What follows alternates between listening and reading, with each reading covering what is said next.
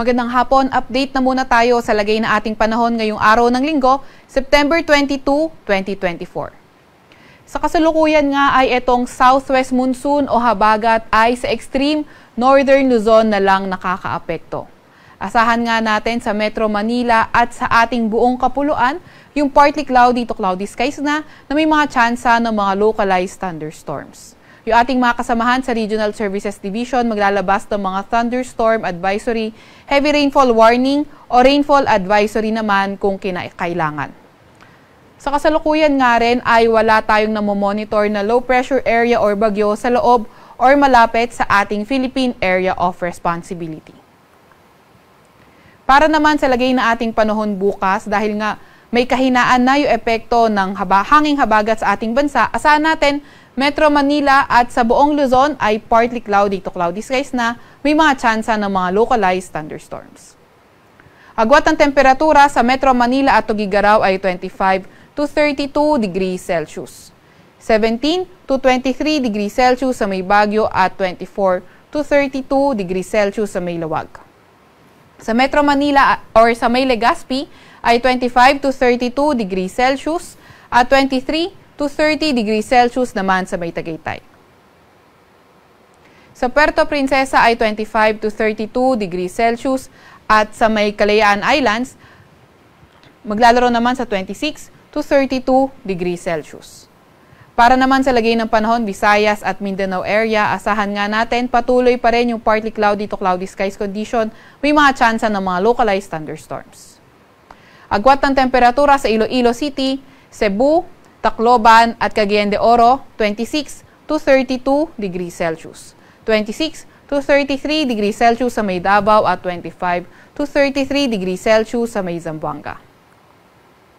Meron pa nga rin tayong nakataas na gale warning sa northern at western seaboards ng northern Luzon, particularly sa may Batanes, sa may Babuyan Islands at sa may Ilocos Norte. Kaya kung maaari ay huwag munang pumalaot yung mga maliliit na sasakyang pandagat dahil magiging maalon hanggang sa napakaalon ng karagatan.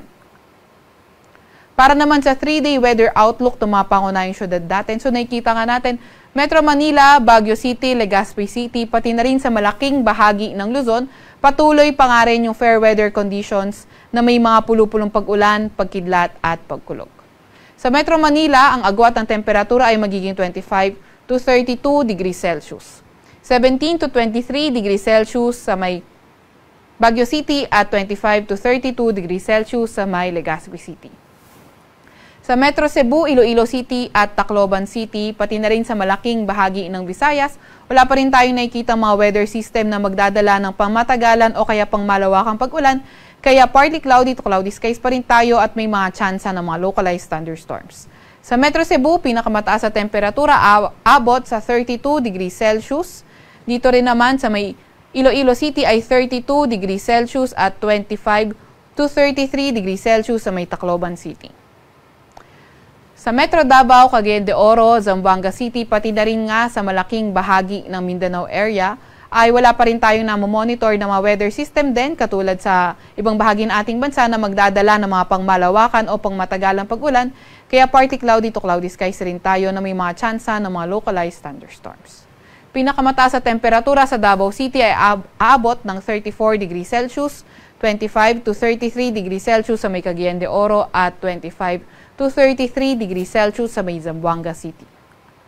Sa Kalakhang, Maynila, ang araw ay lulubog ng 5:52 ng gabi at sisikat bukas ng 5:45 ng umaga.